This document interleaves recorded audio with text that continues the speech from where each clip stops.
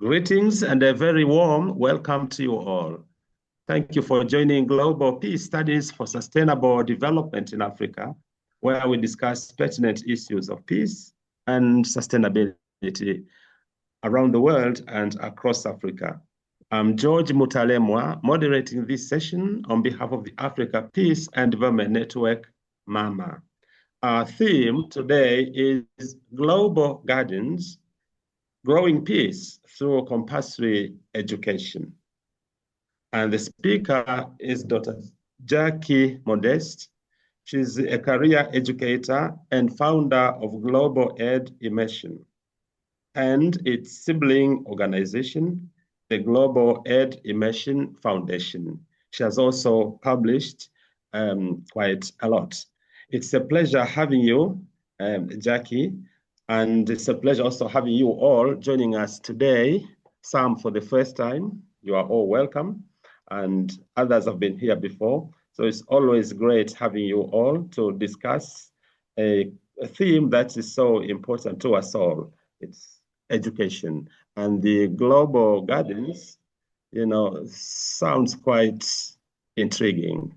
And so you're welcome, Jackie, to start. Please join me in welcoming Dr. Jacquelynne Modeste.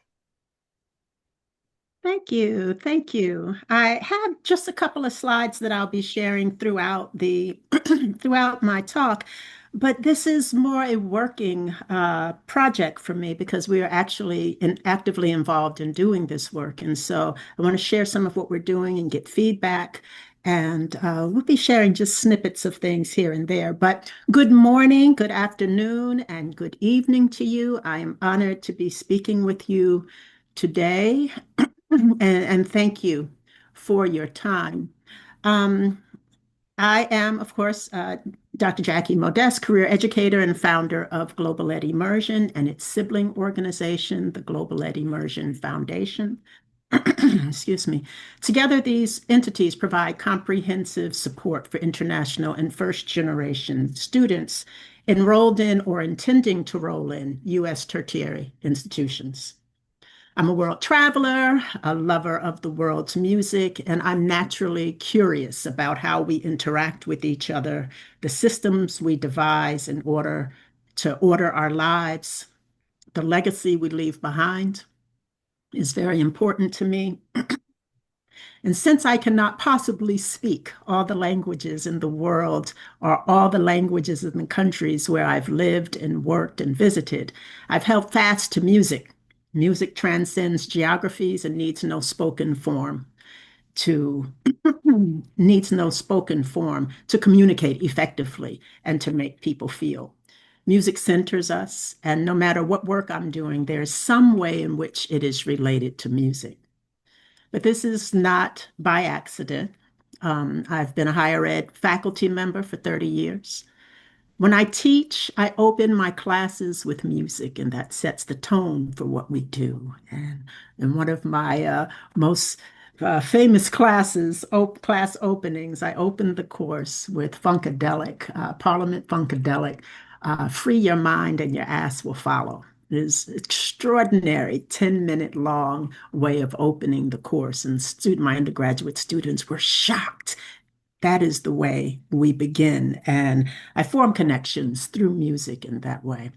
My students have been introduced to music from around the world. There are often smiles of recognition, if not understanding, as I play music from different world regions, and in important ways, this says welcome. So the blues-based origins of what I'd like to start out with. The business and foundation that will become Global Ed Immersion, or GEI for short. It began in 2019 in Jiangxi Province, China, and was codified in the Shanghai Jazz Club in 2021. I was trained as an academic and earned a PhD in American Studies in 2005. My focus was the blues and jazz in U.S. culture. I love teaching and research, but I also love travel. And I knew that I needed to test the veracity of my ideas in the world beyond classrooms. I have never been nor aspired to be a traditional academic. Speaking of which, I'll share a list of works that have influenced my thinking on matters about which I'll be speaking today. The list will be not necessarily a typical academic list. So there'll be citations, proper citations, but there will be videos. There will be a bit of a playlist because I listen to so much music around the world. So I'll make sure anyone who's registered for the talk will be able to receive that. It just gives you some insight into how I order the world and how I use music. The list will be incomplete because I read incessantly and listen to music all the time. I cannot possibly list all the writing, videos, conversations, and experiences that shape my thinking or that inform my talk today. But in any case, while I was researching and writing about jazz for my dissertation, it became clear theory separated from practice leaves a void in my work and limits my understanding. So, in order to write effectively and convincingly about jazz, I needed to be in jazz clubs, talk to musicians, and travel with them. Similarly, as a higher ed senior administrator and as a board member for my beloved and battle-worn Columbia University, I've made sure to continue teaching because the classroom is where I test the veracity of my lofty administrative ideals. When I write policy, I'm sure to center the voices and interests of the people who must adhere to the policies, and I adjust as needed. For the past 6 years, I have worked and lived in Asia, and this past year in particular, I conducted quite an extensive listening tour of Southeast Asia. And as I worked to figure out the needs of students and families, the school in which they enroll, in the education industry in the countries where they live, being there to hear the stories, to live in the space, to feel the incessant heat. It is always so hot in Southeast Asia. All of this informs the work that I do and how I understand writing policy or advising on educational matters within the country. But this is how the blues and jazz moves beyond the stage and into the world. These types of efforts have shaped my career. In my academic world, I wrote a paper, accepted to a conference in Italy back in maybe 2001 or two, and then another in the UK, I think in 2003. And that really began my professional balancing act between the classroom and the world at large. So, short definition, the blues is the sound and feeling of human emotion and the catharsis that sets us free. The joy, angst, laughter, pain, and full range of what makes us human and humane fills us up and is expressed through feeling and sound. A field holler, a moan, a guttural cry, the sound of ecstasy, whether from religious fervor or sensual pleasure, the hollowness of longing for work, of unmet needs, the longing for peace. This is the stuff of the blues, and I've been chasing it around the world for nearly half my life. A very basic definition of jazz. Jazz is the depth, range, and complexity of individual human emotion, actively engaged with others, committed similarly to self-expression. Jazz cannot be played alone. The many debates about blues-based jazz are the stuff of intellectual swordsmanship. While there is room in the field for sincere scholarly consideration of all perspectives that honor the music and its history, there is no doubt in my mind. Blues-based jazz retains the human and the humane. This is an especially important distinction as artificial intelligence seeks to extract from our lives all that is recognizably human. Without the blues, jazz is an intellectual project where musical modalities and theories of sounds are presented to the world as proof of human superiority over an instrument, at least. Intellectual project jazz demonstrates the ability to order all things and bow to none. At best, this is a form of colonization of the mind and a way to lull the masses into compliance with systems that do not honor the human or humane. At worst, humans suffer a separation of self and feeling that leaves us hollowed out, zombies always searching for something to fill us up. Jazz must remind us of human possibility, The emotions that so often threaten to rip us apart are the pathway to human possibility. It is for these reasons my work has tended towards cultural diplomacy and related areas, an understanding of foreign policy and international relations for professional talks, professional practice, and because I travel so much. This all brings me to education. My students over the decades have primarily been international and first-generation students.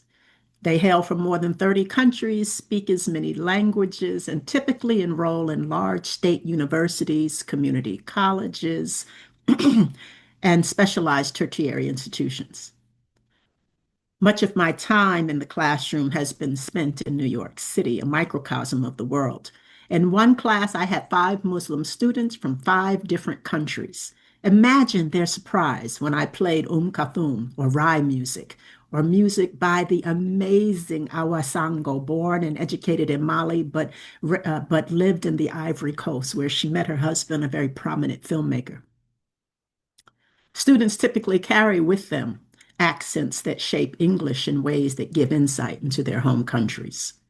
Likewise, student writing tells stories of home and or of mother tongues through word choice, grammar, use of prepositions, adjectives, and adverbs used to convey their ideas and describe their world in English, their second, third, or fifth language. My first generation students may or may not speak the language of home countries. Many are U.S. native born, complete secondary school in the U.S., and are native English speakers or have greater familiarity with English, the lingua franca we use in class. Despite and in spite of home country heritage connections, another common denominator between international and first generation tertiary students emerges in the classroom. It's a struggle to navigate Western academic culture and build the social and professional networks necessary for professional and personal success. In university, students realize quickly meeting admissions criteria is not enough. Good grades, standardized test scores, IELTS and TOEFL scores, these are all insufficient for university success. So, Global Ed Immersion, GEI, and its newly formed sibling organization, the Global Ed Immersion Foundation, provide comprehensive support for international first-generation students enrolled in or intending to enroll in U.S. tertiary institutions. GEI is not an agency. We do not help students apply for university admission. We don't help them apply for visas. We do not offer tutoring services or otherwise facilitate the mechanics of the mechanics of the processes that guide students through matriculation. This confuses people because admissions, visa help, and tutoring are known money makers in education. Indeed, these areas have been lucrative for many, but GEI focuses on learning, the often forgotten core of education. We build mutual understanding amongst and between seemingly disparate groups of people. We break down silos that isolate, segregate, and frustrate the ability of students to meet each other or form working relationships, if not friendships. And we develop global citizens by cultivating a healthy curiosity and respect for each other and each nation represented. Students, those of you who have taught in classrooms, know that students generally have great disdain for group work. They tend to abhor it, but it is necessary because we must force students to interact with people they don't know and develop strategies for doing so in healthy and productive ways that honor the humanity in each of us. Significantly, GEI's work in curriculum development bridges gaps between local and global knowledge. As a laboratory for ideas, classrooms and the learning spaces GEI creates through programming are designed for deep integration, people, and people-to-community relationships.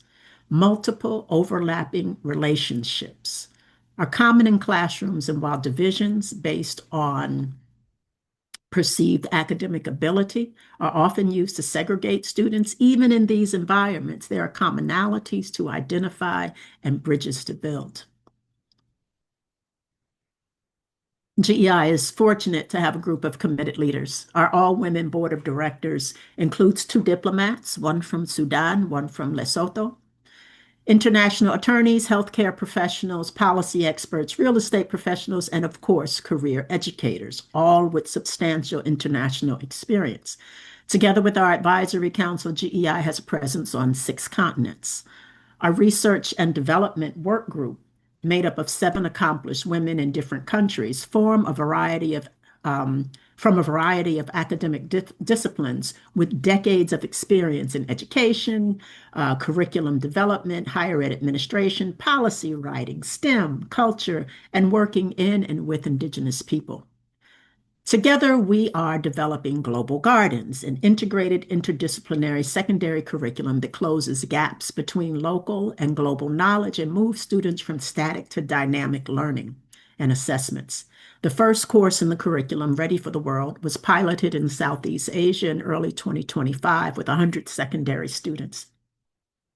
Ongoing formative assessments in the course provide context between local and global knowledge during each class session. Summative assessments are conducted periodically and are followed by capstone travel experiences. So in June, GEI brought a group of secondary students from Southeast Asia to the U.S. for an immersion into U.S. culture to test and reinforce skills learned in class and to build confidence by actually navigating complex environments and managing uncertainty. The results were extraordinary. Levels of engagement were high. Students faced their own anxieties about leadership, collaborated with students outside their basic friend groups, and exhibited courage and confidence navigating new foreign environments. None had ever visited the U.S. prior to our trip. The airport itself became an opportunity for learning as students, excuse me, as students read arrival and departure boards, found their departure gates and baggage claim carousels, ordered food, figured out currency exchange rate, asked for help in English, and otherwise interacted in the global metropolis of major world airports. Focused on the unknown, students from disparate friend groups and backgrounds transcended differences and relied on each other as a matter of self-preservation. We see this on university campuses as students from a single country find each other and form support groups based on national origin. Familiarity is important when faced with global strangers in an airport or on tertiary campuses where microcosms of the world.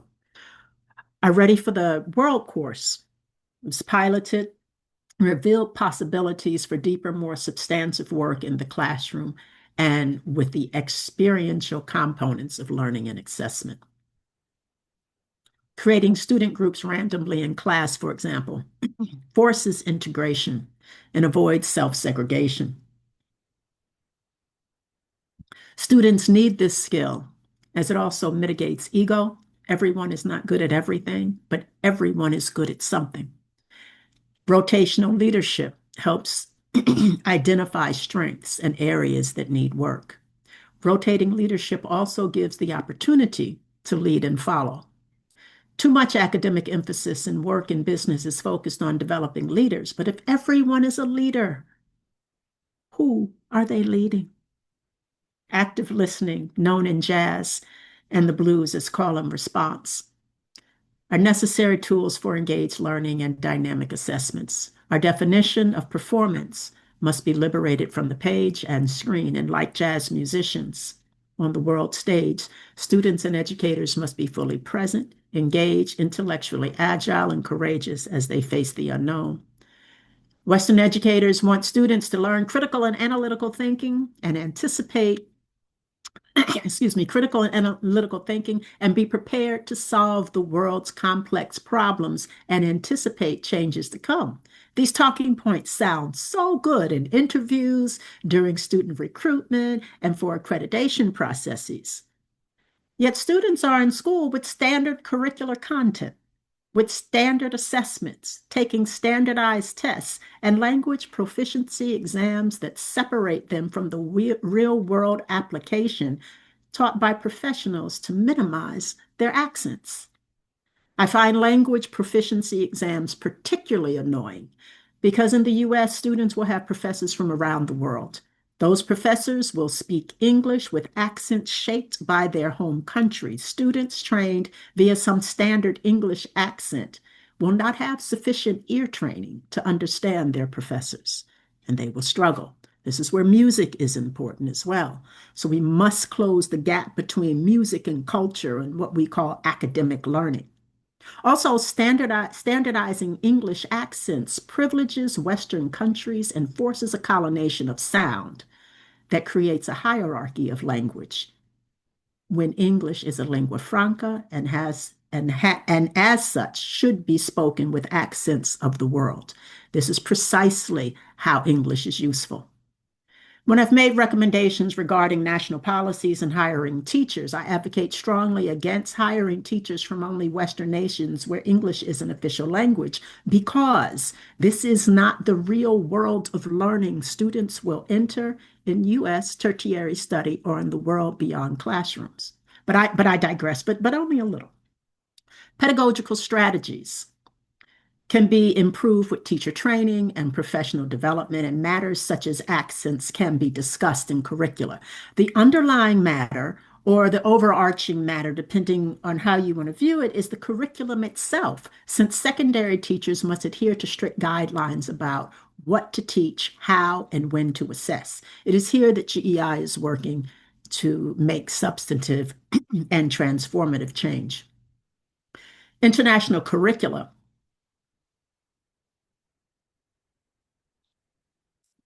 International curricula, Australian, British, Canadian, French, German, international baccalaureate or the IB programs, the US curriculum, typically AP or the Common Core. These dominate the secondary educational landscape. The reasons for this are varied and often speak to a colonial past. In practice, international schools prepare students to attend universities abroad, and in this way, they are part of the pipeline for prosperity that can improve individual lives, entire communities, and nations. The international curricula have many excellent components, and yet they separate the intellect from other aspects of knowledge in ways that often conflict with local and indigenous knowledge, downplaying strong community and family ties in favor of hyper-individualism, a cultural norm in the Western world. Global Gardens bridges these gaps. GEI works collaboratively with local education officials and local schools to find the right balance of local standard and global knowledge. Public schools or independent schools with local curricula can also prepare students to study abroad by globalizing their curricula. GEI works in this space as well. In fact, our curriculum is intended for compulsory education, whether public or private, because students must have the compulsory years of education. So it is something that we are very focused on, because many of these other curricula, all these foreign curricula, they come at a cost. Not all families can afford these different types of curricula, but all students must be educated. The difficulty in attending public school and intending on tertiary study abroad is the cultural gap in learning, types of learning and preparation for Western study. For this reason, there are a variety of cottage industries that facilitate the process of preparing students for university abroad. As nations develop the capacity to educate through the tertiary level, sending students abroad is a reasonable practice. We educate while we elevate the nation. Right? The problem, however, is in the commodification of knowledge via the cottage industries that emerge to support tertiary study abroad. Testing and tutoring services, language centers, agents who assist with admissions, all of these things. The problem, however, is also the foreign curricula itself. Centering Western curricula and creating cottage industries that reinforce Western centrality stifles learning by subduing local knowledge and elevating Western learning in the minds of students, their families, and world communities. This invites cognitive dissonance on an individual level, as students are tasked with reconciling intellectually the knowledge they bring to school about their communities and culture and what they actually learn as they process through the curricula not designed with them in mind. Student mobility gets at matters of national self-determination in the US and elsewhere. It challenges us to seek balance in what and how students learn. In order to more fully realize the promise of its people, a nation's flow of information must go both ways. The knowledge economy cannot be one directional. The imbalance costs us financially and in terms of overall peace and prosperity. We know that education pays dividends to economies that invest. For example, more than 1 million international students enroll in U.S. tertiary institutions each year, contributing more than $43 billion to the U.S. economy. China and India have led this effort for decades, with each country sending more than 250,000 students to U.S. higher education institutions annually. I think the number for India this past year, the data was available, is about 330,000 students from India who came to the U.S. These two countries account for approximately $25 billion of the $43 billion overall in revenue for the U.S. economy. It is no mere coincidence that the economies of China and India have enjoyed periods of sustained growth. An educated populace is the pathway to prosperity and perhaps peace. Moreover, in our interconnected world, students who become global citizens enjoy a competitive advantage over those who do not. Students from China and India earn U.S. degrees, speak the language, and know the culture of the West. This is valuable in personal and professional life. The opposite is also true. Students in the U.S. do not venture abroad in large numbers and do not enjoy a competitive advantage in the knowledge economy because they do not speak the languages or know the cultures or communities beyond the world they live in. This saturates the U.S. job market and leaves U.S. talent underdeveloped. This must change. Reciprocity and student mobility is essential for mutual understanding, global prosperity, and peace. The U.S. and the Western world overall have a variety of well-established, well-developed, and reliably high-quality tertiary institutions. In the U.S., we can take a learner anywhere on the spectrum and educate that student through various tertiary levels, often through the doctoral level. Western countries like the U.S. can accommodate comfortably the 1 million plus students who arrive each year for tertiary study. Exporting knowledge via international student enrollment and matriculation makes sense, and it's also good business. The U.S. is very good at higher education, even now, because faculty are the core for learning. However, in an interconnected world, knowledge must flow in both directions. Student mobility must not be one-sided. There are so few U.S. students earning tertiary degrees abroad, the numbers aren't statistically significant. Those who participate in study abroad for a semester or a full year have attended institutions in the same 4 countries for 30 years: France, Italy, Spain, and the UK. There are more than 190 countries in the world, and so theoretically, 186 countries are being ignored. We cannot develop global citizens if the world students know is limited to 4 countries. U.S. students must venture beyond the beaten path and go in robust numbers to nations beyond their 4 favorites. There is a world of knowledge that remains unknown to U.S. students. Metrics for measuring success in the classrooms and in nations must also capture more than test scores and economic impact.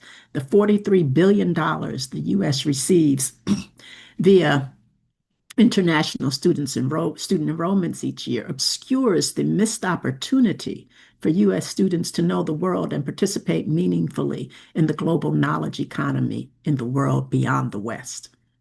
This all brings me back to curricula, global gardens, and jazz.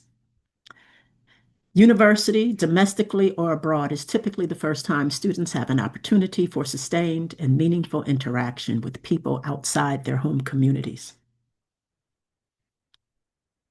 By the time students arrive in university, whether at home or abroad, it is very late in the process of their own development to begin learning how to interact with people different from themselves. University is late for beginning to learn a different language and being exposed to new cultures. Compulsory education is the time to begin this work. Situated between primary and tertiary school secondary years, peak time for adolescent development, or golden opportunity for nurturing and cultivating social and emotional skills that endure in tertiary school and beyond. Foreign curricular privilege, intellectual and academic achievement to the detriment of other skills necessary for actually living and working in the world. Here I mean more than the soft skills we hear so much about. I don't like the term soft skills, but I understand, of course, what it means. But what I have in mind are skills that endure. And these are amongst the most robust that we can ever develop in each other. So skills like culture and language, history and traditions that give context and perspective for academic attainments. Global Gardens plant seeds of indigenous knowledge and Western knowledge. The hybrid that emerges is intended to showcase the best qualities of both and prepare a world of learners who are organically curious about the world and capable of forging mutually beneficial alliances and building bridges of understanding. Language proficiencies and a variety of local knowledge enrich the teaching and learning environment. And when complemented with experiential elements and world travel, students entering university at home or abroad are prepared for the actual world in which they will live and work. Teachers and school leaders tasked with guiding the education of students in their care are trained to mitigate classroom conflict and disruptions, foster mutual understanding amongst classmates and schoolmates, and they interact with parents who can reinforce these lessons at home. Curricular change at the secondary level is needed now so that when students enter tertiary study at home or abroad, they are prepared for the world of the university campus. Practicing peace must be embedded in all our systems so that when students arrive on university campuses, meet and engage the world for the first time, they are prepared. They're prepared with strategies and the confidence necessary for creating and sustaining peace wherever they go. This work should begin in earnest in secondary schools. That is the gist of my formal talk. I have a couple of slides to share with you, but they're not the types of slides that will introduce anything new that I have here to share. Let me see. I'll do this from beginning. And let's see. Let me try to make this full screen. There we go. Okay. So Global Gardens, the idea we had in mind as a work group developing this curriculum is how a garden grows wild and curious, and there are all types of seeds and all kinds. It's an ecosystem. There are animals and different types of birds and land animals and different types of flora and fauna that grow in these gardens. We look at growing students the same way.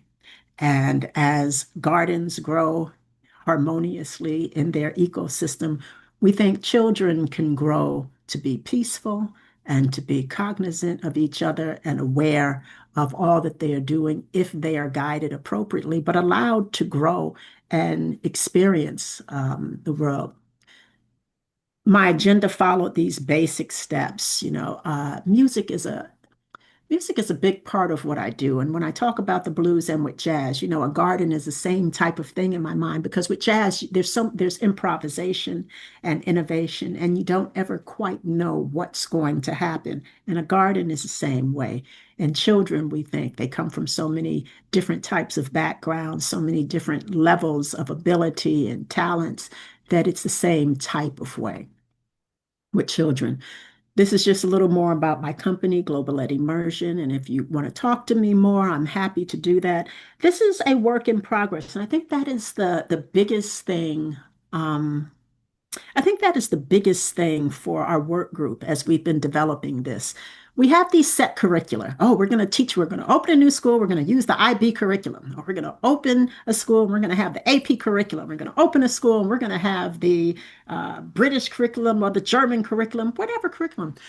But it's already dead on arrival because it's already set.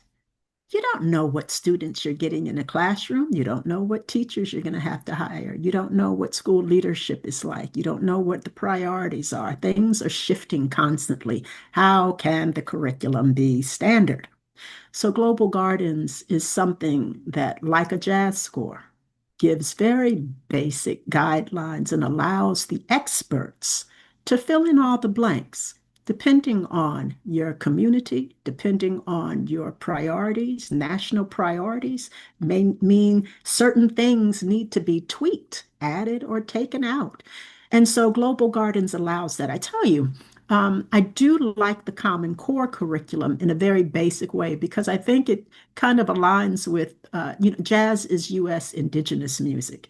And I think in many ways, the Common Core curriculum allows for the additions and creativity to amend as we go along. I think that is what's needed. One thing that I don't like about these stock curriculum is that they pretend like they know exactly what this school or these students or this community needs in order to be educated. And that is not true because so much of it, especially coming from the West, focuses on hyper individualism, where the world beyond the West, there are many communities that are important. When I see students in my classes from variety of different countries outside the West, it's not just the student who is in class, it's the parents too, and it's the siblings, and it is an entire community of students who sit in that classroom with I might see the one student, but there are ongoing conversations between that student and parents and an entire community at home. Curricula need to understand that. And I think when we have a secondary curriculum in this case, that honors the fact that students are coming from communal-based societies. I think there is balance to strike between the communal base and the individual base because individual developing skills on being individual is very, very important, but it cannot be done to the exclusion of the communal-based work that must be done in the world because those who are coming to work in the world beyond the West must understand that these societies oftentimes are communal based and the way that writing is formed or that uh, lectures are given, the way that essays are written tend to be very different. And these reflect some cultural differences that I think can be captured if we have curricula that speaks to these matters. So this is a quote. My doctorate was on the blues and jazz in American and U.S. culture. I've used it to study how U.S. culture moves through the world and interfaces throughout world communities. My mentor, whose work I studied, was culture historian Albert Murray. This is from his book, South to a Very Old Place. And it is, let's see. To read it, part of it is, unless the idiom is not only robust and earthy enough, but also refined enough, with a range comprehensive enough to reflect the subtleties and complexities of contemporary experience, it is not very likely to be a very effective counteragent of the blues or any other demons, devils, or dragons. And with this, let me stop this. With this, what Murray is talking about is the the world and all its difficulties, all its unrest, we need to have ways of coping with the world, living in the world, and those coping mechanisms are oftentimes cultural.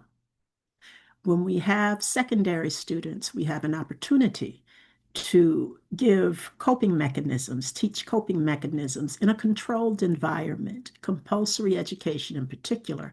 We have students who are required or mandated to be in these classes and learn this content. If we use students as a guide for this, we can teach through coping mechanisms, we can teach mutual understanding, we can teach a variety of lessons that will stay with them as they grow. But it's the compulsory curriculum. It's what is most important in doing that because students are mandated to stay in that form of learning until until the nation says they are done. And so it's really important to have this done at the secondary level and with compulsory education. But we also work with international schools. There are so many of them. What we try to do with international schools is work very rigorously to close the gap between local and global knowledge and Western knowledge because students coming from other parts of the world can't simply forget who they are or their communities when they go to school. It doesn't work. And I think we cause trauma and upheaval and we cause discord that moves us in the opposite direction of peace when when we force students to forget parts of themselves or reward them through assessments and through admissions practices by forgetting components of themselves. We have to work in the opposite direction of that. And I think that is how we grow peace through curricular development and in particular with Global Gardens. And that is really all for me. This is a work in process. So I'm glad to have questions and discuss. This is something that is always on my mind. So I'm happy to discuss all of this with you.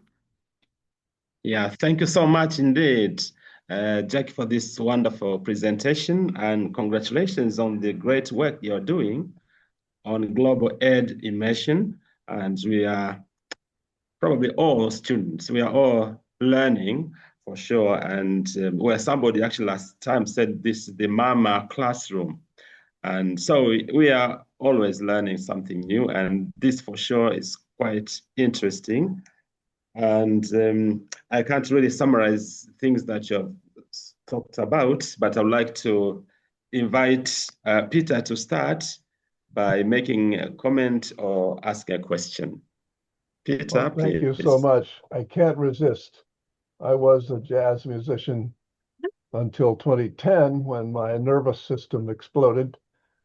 But I was fascinated that you used words like swordsmanship and jazz, not two sentences apart. I have studied both very deeply, and they are relational first and foremost. There's nothing about them that is not about relation. They are both training and practice. They're expression and experience simultaneously, which I find to be a unique state for a human being that's incredibly desirable. Can you speak more about that? I love it. Well, it's interesting, swordsmanship. So my favorite chapter of my dissertation, if I could go back and write my dissertation all over again, I would pick up this particular chapter where I talk about King Arthur. And, he takes the sword from Excalibur from the stone, right?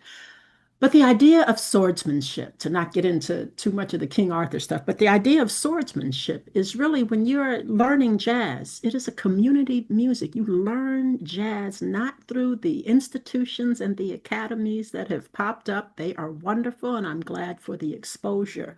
But jazz is a community music. Swordsmanship, when you are in jam sessions, they are cutting competitions. And so the idea of swordsmanship is that when you get up there on that stage, you don't know what to expect. You better know your instrument and know it well. And if you don't, you will be cut and you will feel like you're bleeding, right? Because it is really a very volatile, aggressive, hostile, and dangerous space. And it takes a great deal of courage and confidence to get on a stage with people you have never seen before, have never played with, especially when if there are these, really important, big name people, and you step on stage with those people, you cannot think that you will be received gracefully. If you have the courage to step on that stage, you're expected to be able to perform. And many musicians tell stories about how they have got on that stage and really been humiliated. And that's a lot. That's a lot to face, but it takes a lot of courage. So swordsmanship goes right into this whole event. One of the things that happens when we sanitize these spaces of communal learning is that we underdevelop the skill of courage and fearlessness that goes, and we mitigate the violence of stepping onto that stage and proving yourself. It's a proving ground. And It's an act of love at the it's same time. it's an act of love for the music, absolutely. But when we mitigate the violence of that, we also don't teach students of music or students in the classroom, but students of music to face that. We don't develop the coping mechanism or learn how to manage that space because these things are real. We don't prepare students to deal with the eventualities of life when we soften those spaces. I Yeah. want to tell a story, but I'll hold it until later, about Charles Mingus in this regard. Mm. So, but I'll hold on and let some other people get a hand in here. Why don't you tell us now, please? We I are know. And curious. I want to know now, too, exactly. Okay. I went to see Charles Mingus play in Boston in the 70s. I was an aspiring musician. Uh, I had many such adventures involving people like Duke Ellington, but I'm 3 or 4 feet from Mr. Mingus in this very small room. The stage is barely a stage at all. There's a rhythm section and there's an extra horn player who plays bass clarinet, a white guy with a long ponytail. And after about the first set, it was clear that he had been drinking a little bit too much. And he was a little off. And so at one point, he was standing next to Mingus. Mingus reached over with his left hand and snatched the mouthpiece off the man's horn and put it in his pocket. The man didn't notice and kept trying to blow the horn, but had no mouthpiece. And he finally realized he wasn't making any sound, and he looked very dejected, didn't know what to do, and he slumped off the stage. And some tunes went by, and then they began to play a very slow, lyrical ballad. And that horn man came back out again, and he had a little case, and he opened it up on the stool in front of him, and he pulled out a clarinet, and he put it together. And at just the right moment, he put it to his mouth, and he blew this amazing, moving solo that just brought everyone to the edge of tears. And when he was done, there was a standing ovation. Mingus reached in his pocket and gave him back his mouthpiece. Wow, that's a really good story. That's a really good story. And you can only play who you are in jazz. And That's if right. that's drunk you, then I guess you play drunk you. But the same is true in classrooms, right? We want students, the idea is that we want students to be who they are when they are in that learning environment. We don't want something like the curriculum to snuff that out because we lose something essential when we do that. And I think with artificial intelligence just being more and more prevalent, it is even more necessary that we cling to what makes us human and humane. We must do that. We can't have that stripped away from us. So I am a strong proponent of, and have always been, of blues-based jazz because it retains the human element of what we do. Jazz should not, in my opinion, should not be an intellectual project. It must always be connected to who you are. You must play who you are. And that takes a lot. It takes a lot of courage. So I think our educational systems must be this way as well. Evelyn, you're welcome. Thank you very much. Thank you for your presentation. I am brought back to a perennial tug of war in many areas, and that is again in what we're working on, which is peace professionalism, and in what you were talking about around curricula. The tug of war between having the tent as wide as possible for inclusion, and in your case, for inclusion to grow as individuals, and at the same time, ensuring some sort of common value in core values that need to be respected. I mean, as you talk about human and humane, and in there is an assumption of human and humane values and competencies. And so we're struggling with that in terms of assessing peace professionalism.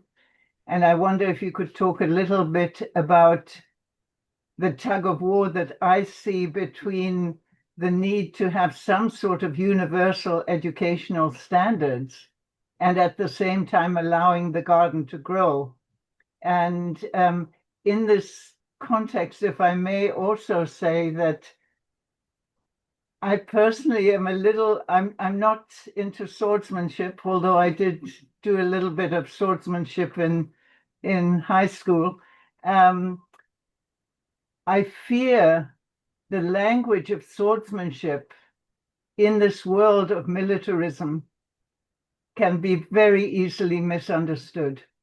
So I wonder if you could talk to those 2 points. Well, I'll start backwards. Absolutely. But that's why I also think it's necessary, because if we soften the language, then it's almost as if we are not willing to accept that this militarism exists. So instead of pretending it doesn't exist, the question is, how do we manage it, right? If you are not prepared, and I've been a martial artist. I've, my children were fencers in high school, right? All of this stuff is kind of in my world in some ways. But the idea is, if you are not prepared, then how can you respond? You have to develop skills. One of the things that happens in martial arts, for example, is that you are being trained to diffuse problems because you understand how awful things could go if violence erupts. You understand the damage that can be caused. So martial artists are trained to mitigate, to walk away. We need that, because I think when I'm thinking about the secondary and primary school education, especially, I think we can mitigate a lot of the fighting that happens and a lot of the violence if students learned martial arts, for example. It gets the wiggles out of their systems. It gives them something coordinated to do. It's very good for you in terms of fitness and overall discipline, right? If we can teach students that, then I think we actually mitigate the violence that happens, because everyone develops a healthy respect for, oh, you're trained like me. Let's find a way out of this, because I don't want there to be a problem. So the idea of swordsmanship, I think, is necessary. And the other thing, when I think of jazz stages, they used to actually be called cutting competitions, but it is a very real thing. We can't lose the language, because when we do, I think we lose something important that we can learn to respond to. To the tug of war. The tug of war is difficult. And I tell you, it's interesting. One of the slides I was going to put on, I said, oh, this is going to get so technical. one of the things is equilibrium. So the idea of equilibrium, and we want this balance, right? And so we focus on something that is balanced, right? And it's stable. Well, the thing is, there are forces trying to make it unstable at all times, right? There's forces pushing up, forces pushing down. You have to exert a lot of energy to get something to stay still. But to the eye, all we see is stillness. We don't think about the incredible amount of work that goes into stabilizing those opposing forces. So I think it is good to recognize those opposing forces. I think it is necessary to always acknowledge them and to understand that they are at work at all times. And the goal is how to manage them. And if our goal, our unifying goal, is equilibrium, then however we come to it, whether we are the force pushing up or the force pushing down, however we come to it, we are focused on the same goal of equilibrium. But it takes a lot of work. You know, peacekeeping in nations takes a lot of work. You don't find peacekeeping without a military presence for a reason. And it is the same on a jazz stage. It is the same in a classroom, in the secondary environment. There are competing forces at work at all times. So the question is not how do we get rid of these forces? You don't want a frictionless environment. Nothing is possible in that space. You want to instead learn how to manage those competing forces. I wonder if I could have a supplementary. Given the need for, or the push and pull towards equilibrium, my question was really, how are you addressing that? Well, this is in the curriculum sense, this is what we look at. So I've done like corporate management training classes, right? And there's a certain response. But in terms of the curricular development, what we want to do is find the balance between Western or foreign curricula and local knowledge. There's a great deal of tension because too often Western curricula are seen as better than, right? And well, what of local knowledge? So there is a tension. The Western curricular dominates. That's how you open up the I can't talk. That is how you open the international school. You get a Western curricula and you get money to fund a school that comes into a country. That's a force that is pushing down on local communities and local knowledge and local culture in a way that is, quite frankly, very offensive and is a way of colonizing the minds of entire communities with no guns, right? So it is something that we must work against. So in terms of curriculum, we work closely with local communities to identify the best parts of Western educational systems. There are great parts and the best parts of local communities and local knowledge, because if we are sending people out into the world, they need both. And one of my pet peeves is how students in the US know nothing about the outside world. So how are you going to create peace when all you know is how to push things down, right? So I need students in the US, and we are working very closely with national study abroad programs to help US students go find more than 4 countries in the world to visit, because it is insane to think that they have a competitive edge of any kind in the world beyond their home country if they only visit 4 countries and have done that for the last 30 years. So does that get closer to answering your question? Thank you. Thank you very much indeed. Odoch, and then we go to Mary, and then Janet. Thank you so much for the presentation. I have a joke to make. I don't know whether it is appropriate. I could start with that. I understand that jazz came from Africa. Is it true? If yes, is there a hope that jazz would be coming back to Africa? And would it still be jazz? That was the joke I wanted to make. Let me ask my question now. Did I hear that jazz learned outside the school is more effective than jazz learned in the school? If yes, or I didn't hear correctly. Oh, okay. So I am very happy that jazz has made its way into institutions and that more and more people can be trained. There are some people who really don't like institutions teaching jazz. I am not one of them. I'm an educator. And if we keep jazz in communities, then it limits the number of people who can have access, because what it means is that you must come from this particular community or have access through someone you may know personally in order to access this music. I understand that. But when you put jazz in an institution, now people who don't have access to actual people in the communities that create jazz can also learn the music. I think that's very important. I think there needs to be balance. So people who have access to jazz through institutions must also connect the music with the communities. It's not unlike the curriculum. Yeah, we can talk about a jazz curriculum, right? It's not unlike the curriculum that I'm talking about for secondary schools. You can learn things in schools. You can have a Western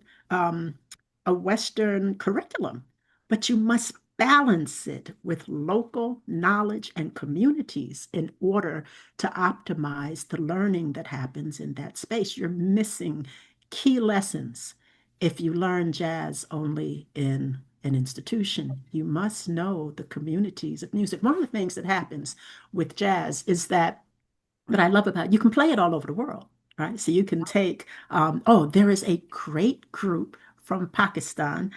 I can't think of the name, but they play Dave Brubeck's Take Five, and they play it with the Jazz at Lincoln Center Orchestra. It is extraordinary because Dave Brubeck didn't write the song or play it thinking there was going to be an orchestra from Pakistan playing it with all kinds of traditional instruments. But my goodness, how that song is enriched when you have the Western and the Eastern or different instruments playing that song because people bring themselves to it. So I think we need more of that. And that's what I like about jazz. It blends things. And this is what we are working to do with curriculum. Western curriculum has great stuff. We want to keep all of that great stuff.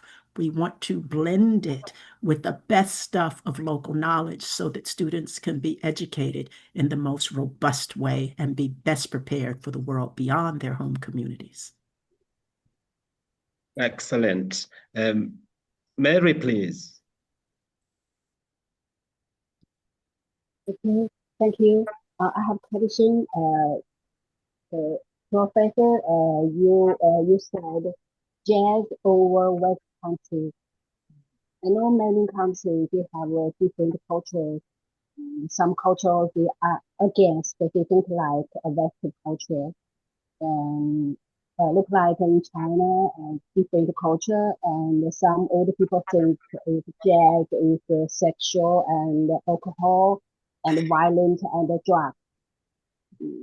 Many I don't know in my hometown Beijing they have a jazz club, but they just play the West culture like American style. They don't want put in the jazz to their local culture because they think if the jazz is not good sometimes. Uh, some Beijing artists they do some fusion jazz. Okay. I think it's weird, it's because the culture is different. It's put in the Chinese culture with jazz together. I don't like it's so weird. I have question is how to the jazz over the West country. Thank you. Say your question one more time. I was missing a couple of words. And sorry, is how to jazz over the West country. So I love that you are in China. Thank you. I lived in Beijing for a while and also in Jiangxi province and Yeah, spent lots of time in Shanghai and Chengdu. So I appreciate that. And I've been to jazz clubs. My son actually performed at the Blue Note in Beijing. He's on his way back actually in a couple of weeks. He'll play the Blue Note Beijing and also Shanghai. Mm. It is not unlike the curricula. So back to the curricular development that I'm talking about, right? It is when you have a standard score in music. So if we take Miles Davis, Kind of Blue, we have a standard score. Very, very simple. It is up to you to know your instrument well enough to add who you are to that. Instead of trying to play in a Western style, because see, that still privileges Western, right? Which is great. You can like these things, you can think they're great, but you have to play who you are. If you are not a Western person, for example, or have not been trained in Western music or, whatever, if we're talking about music, if you try to play in a Western style, it may not feel authentically who you are. You must bring who you are. There's no artifice in art, right? You have to bring who you are. It takes a lot to be able to do that. In terms of the curriculum, the same thing is true. We can have Western things in the curriculum that we think are great that we want to hold on to. They must be modified to shape the local priorities, local culture, local styles.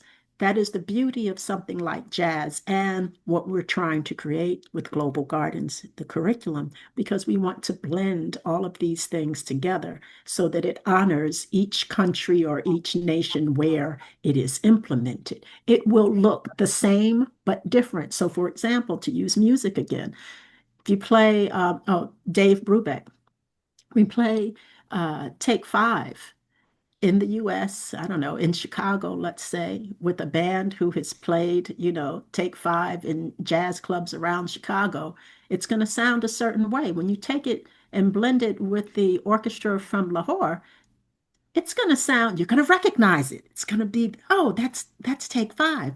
But it's going to sound different. There'll be different voicings, and there should be. And that is what we want to retain with any curricular development. We want to retain local voices and local voicings and local priorities and local culture, and also have the best of whatever the Western curricula may have to offer. Great. Mary, have you got a follow-up question? No. Okay, great. Janet, please. Thank you, George. Thank you for your presentation. Very clear and comprehensive. I have two questions. One is, do you actually incorporate jazz activities or improvisation or,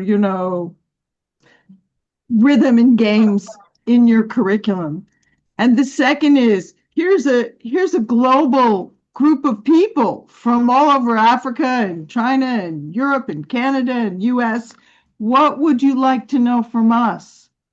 We're interested in discussing together here and, going back and forth. So that's my main question, but I'm also really interested in what activities you might incorporate, or is jazz just a metaphor?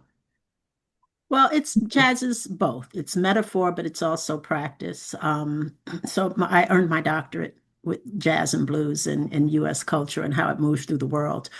And so in classes, when I teach, I open classes with music all the time. All the time. There's just never a time when that does not happen. And sometimes the music is so loud, professors from other classrooms come knocking on my door. I'm sure they're coming just to listen and enjoy the music more closely. But it forces what I find when I open the classes, for example, with music. There are two first responses. One is shock. I'm not in a music class. What's happening here? Right? The other is to ignore it because it must be background music. The professor must have been, still preparing for class or getting ready and so has some music on. So I won't pay attention to it. She's going to turn it off soon. But I don't turn it off. And then they're left wondering. They don't realize that as soon as they heard the music, class began, even if they heard it outside the classroom. So one of the things that achieves is pulling the attention. So I'll ask students after they've been seated for a little while, I'll say, well, what do you hear? What instruments? What's the trumpet saying? Can you hear the bass? What's the bass saying? It forces them to listen. Our attention is so scattered with social media, with online everything. We don't pay attention. Students have trouble reading books because real paper books where you're turning pages are really difficult for students. Reading online is difficult for students. So forcing them to listen and listen deeply and actively is a challenge. So I always do that, and I interject that in courses all the time. And one of the assignments I always have students do is to create a playlist. I want to know what they're listening to, how their worlds are being shaped by sound. And one of the projects that I worked on was at the Max Planck Institute in Berlin, and there's a group. This is like 100 years ago now. So Max and I were friends. No. But the group that was working on emotional communities. And so the idea behind it is that the type of music that you listen to shapes your world. And how does it shape your world? And there are all these really interesting things that the Max Planck Institute was doing around that. So what I like to do with my students is ask what they're listening to. It also keeps me abreast of what's new and what's hip and current. But I like to know who they are. It is a way of expressing their voices. So in the curriculum that we are developing, it's a full curriculum. So there is science and technology, all kinds of STEM, all the STEM things that we want in a curriculum. There's all kinds of environmental stuff. There's, of course, history and literature, and there's music. In so many of these communities throughout the world, music is so important. How can we separate that out and make it, like in the US, make it something like an add-on? No, music needs to be integrated into everything that you do. There are communities around the world for whom music is just part of life, like breathing. It must be that way in the curricula. So we must find the right balance between Western and Eastern curriculum. And what do I want to know from you all? I think the questions that you're asking. I want to know as we develop this, what have you seen? What have you thought about secondary curricula in your home countries? How can they be improved? I'd appreciate, you can email me, Dr. Jackie Modeste at geifoundation.org. I am happy to keep these conversations going. I want to know what you think improvements should be. If you could create your ideal curriculum, if you look back on the way you were educated in secondary, what would you keep? What would you change and why? What are the policy implications for that? How does that align with national interest? These are things that are on my mind every day, and so I'd love to hear from you. Excellent. Thank you so much. Richard, you're welcome. Thank you so much, Dr. Joe. Once again happy to be back. Music in what is it? Curriculum is something that you cannot do away with. Every level, first cycle, second cycle, tertiary, they all have an aspect of music to do with. Some even majority, especially those with the doing drama and the music itself.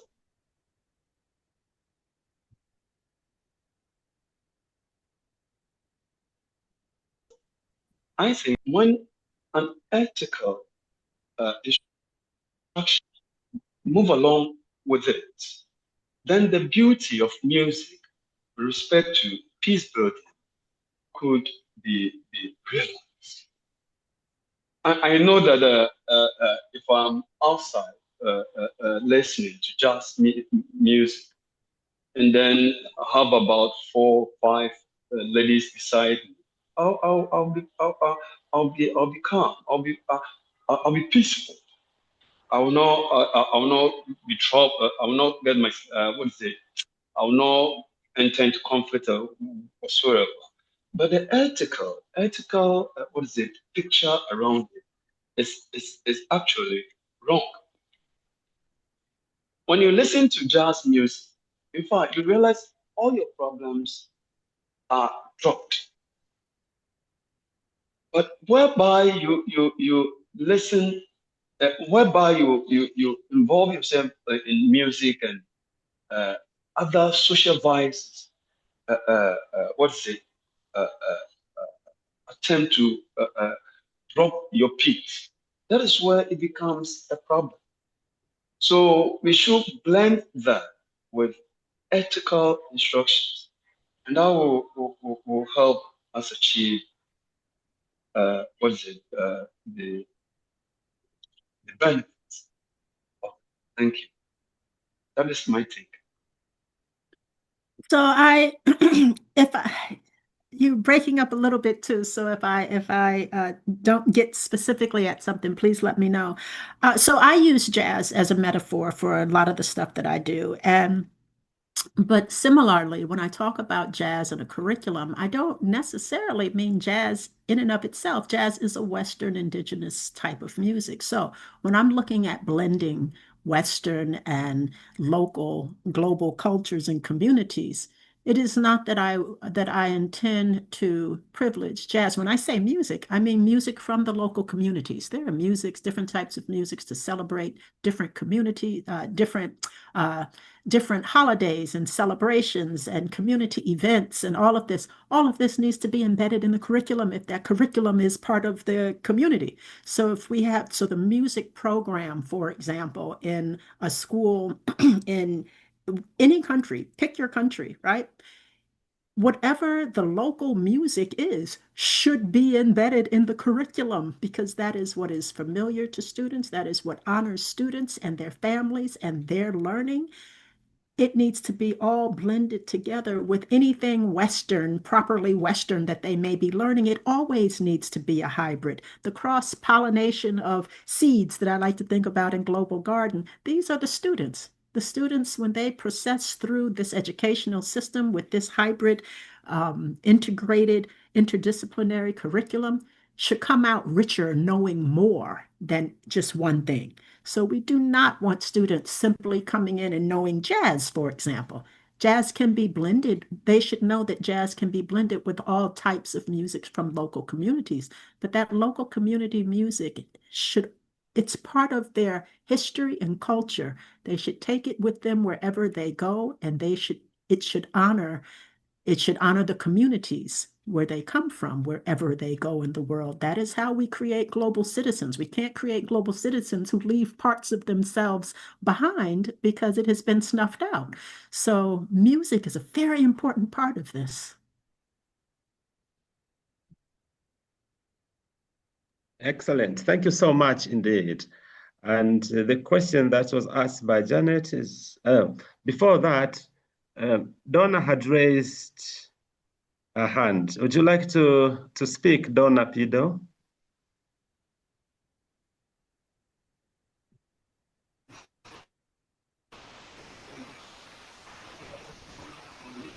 Only to say that I can't talk right now, but has the discussion veered away from, and I'm sitting here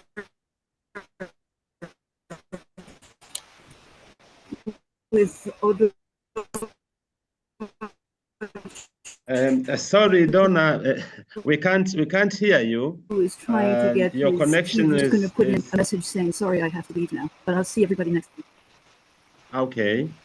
Yeah, thank you so much. And I see a message from Janet about Mary. Yes, Janet is exactly right. You don't have to have jazz in a jazz club. Jazz is a community music at its core. I don't know what to say, George. I have to leave now. I see. Because your connection was not good, Donna, so we couldn't hear what you wanted to tell us. If my advice, I don't know if it's possible to use the other computer next to you, maybe that will work because you could hear Odo very well. Because the connection there was very good. But you can, of course, also put your question in chat or your comment, Donna, because I'd like to hear your views or your question. I was mentioning once we talked about setting up a program for educating people and especially students, that we could give them a qualification through this program, through these Wednesday conferences, that students can actually even earn a degree. So we are already thinking about the content, but also the methodology.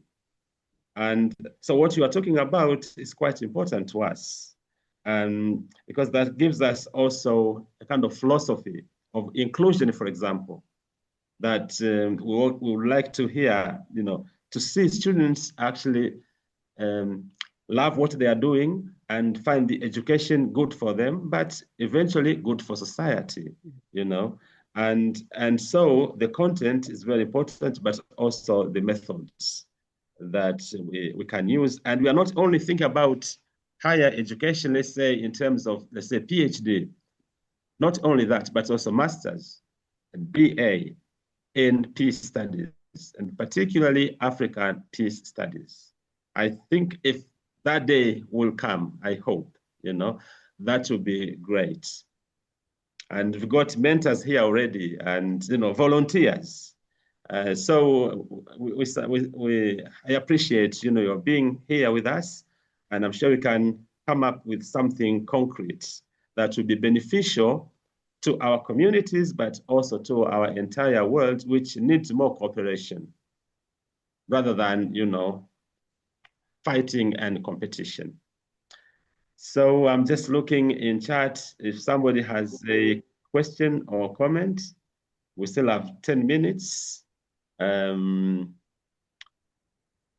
go. Anything else? And because, as you may know, we meet every Wednesday. We've got also our own website, and we also have our WhatsApp group. You are welcome to join us and to continue, learning together. So Janet and then Evelyn, please. I want to follow up on Evelyn's question and concern. I was a ballet dancer in a very intensive program, and the musicians, especially, every week they had to they called it challenges. They had to compete for the chair that they were, were they going to be first chair, last chair, second, every week there was competition. And they were so, anxious. Of course, that's part of what you have to learn. You have to learn to audition like that, and etc. if you're going to be, say, an orchestra musician. But I kept thinking, what, here I am, I'm 11 years old, I'm dancing 4 hours a day, 4 classes a day. Like, who else is 11 years old working this hard for this kind of thing? Why are the teachers so mean? They would use humiliation. And so that was very key to my work in peace education, because I really think you don't have to use humiliation. And I think on some level, you're getting at that, on some level. Because when you play in a jazz ensemble or when you dance in a corps de ballet, the way you feel and sense and listen and move with other people, it's an extraordinary feeling. It's transcendent, and it's peace, and it's productive. It's transformative. So I think you're getting at something like that. And I still want to quibble with the idea that you need competition, you need the toughness. We have this is from Augusto Boal, a political theater activist you probably know, from Brazil originally. And he had this simple game that we ended up incorporating in our conflict resolution classes. And it was a role play with two people. And one person said yes, and the other person said no. And but together, you're just practicing that. Yes, no. And you end up developing characters. Yes. Oh, or yes. No, no, no, no, no. You let it evolve, but it's in a playful way. And so I still advocate for that, even though I agree with you that the world is tough. There's plenty of people who want to humiliate. There's plenty of difficulties. There's aggression and violence. We have to learn to deal with that. But I think in the setting of loving kindness is what I would advocate for in secondary school and all the way up, and even in ballet. And I think that in school, it was extremely frustrating to have to sit still with my hands folded and my feet on the floor and my mouth shut for the whole day. And then I became a dancer. I danced, and then I went back to graduate school when I was about 50, and there I was again, feet on the floor, hands in your lap, and mouth shut for a 2-hour lecture. And so I thought, oh, this is so oppressive. Wait, come back with your arms and your legs and your feet and this expansive person you can be. So I want to know how that can be. And I've, of course, experimented with it before when I was still working. So those are my thoughts. And it's not exactly a question, but those are some contributions. Thank you, Peter. Yeah, Thank you, Janet. That's wonderful. Right. Maybe Evelyn, you wanted to say something? I think that Janet has basically voiced it. I'm still struggling with the cutting edge of swords. I'm struggling with that because I'm getting quite emotional.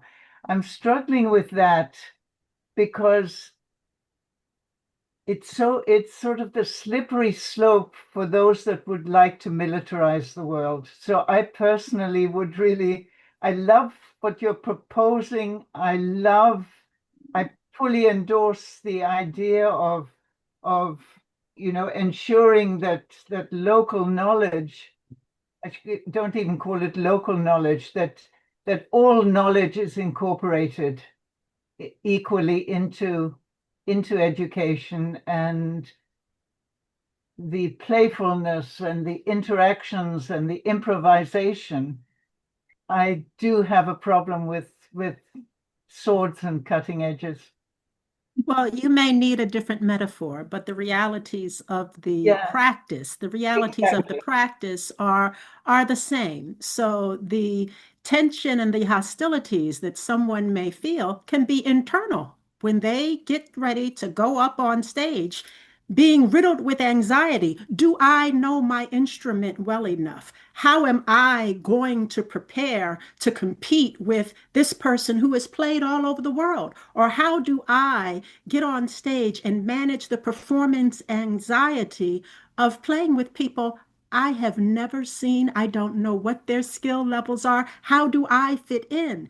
That anxiety is real. And that is tension that is real. And it is not unlike what academics call performance anxiety, when you sit down and take a test and you fill out bubbles on a page, which is bizarre to someone who is in the performing arts, because you got to hit it.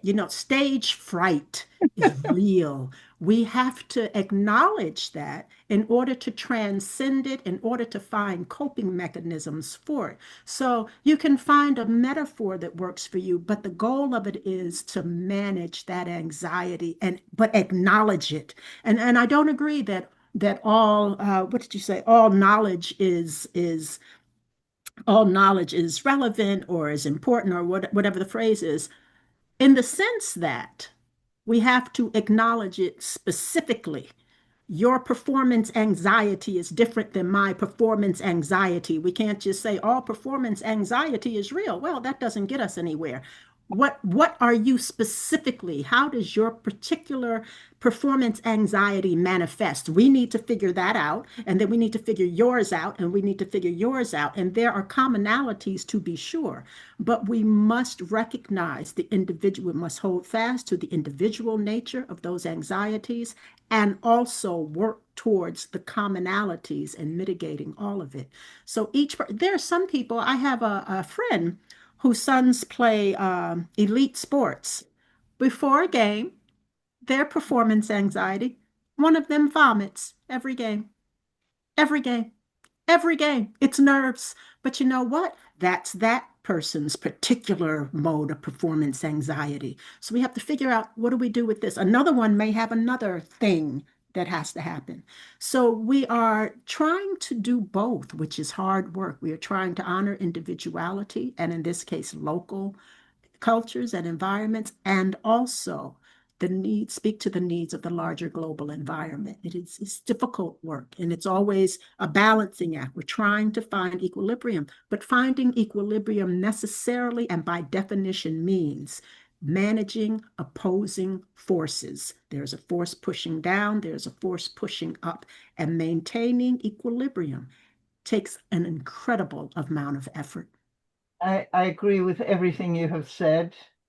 And my point is simply the metaphor. Mm-hmm. Thank you so much. And Richard, and then Mr. please, if you can also talk a little bit about the International Peace Day, if Mr. you are still around. Richard, please, briefly. Yeah, oh yes, oh no. I'm trying to understand, what is it, our speaker. Let's see if we have a set of genetic individuals that go with a type of what is it, training as human as we are. So you may think this looks a bit maybe military, but it is for certain kind of people or a set of people. So, but it is for a set of people, but with a law binding them. So then it becomes not harmful. Have you seen it? So I'm agreeing with the speaker. Thank you.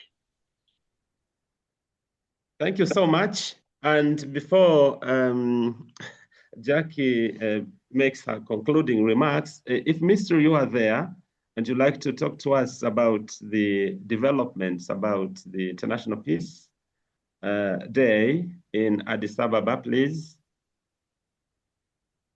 You are welcome.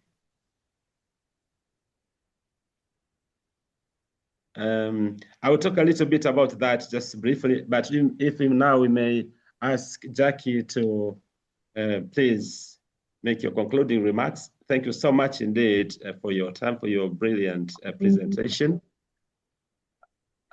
So, concluding remarks, I challenge everyone to please think about the ways that you would change your own secondary education.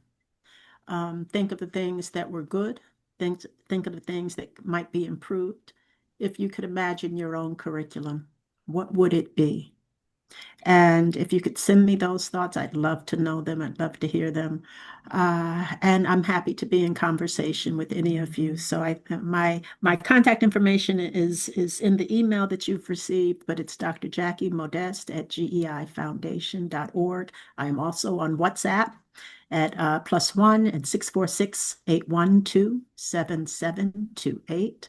I'm on WeChat, so I'm kind of on lots of things. So please reach out to me anytime. It's been an absolute pleasure to have your time and attention today. Thank you. Thank you. Thank you so much indeed, Jackie, for your time. And we look forward to interacting with you more. And of course, you are welcome to Africa and Tanzania, Kenya, Uganda, so on. I'm sure you've been to some of these places before. That's how we learn actually by being there, as you correctly inspired us to do. And I thank everybody also on this call.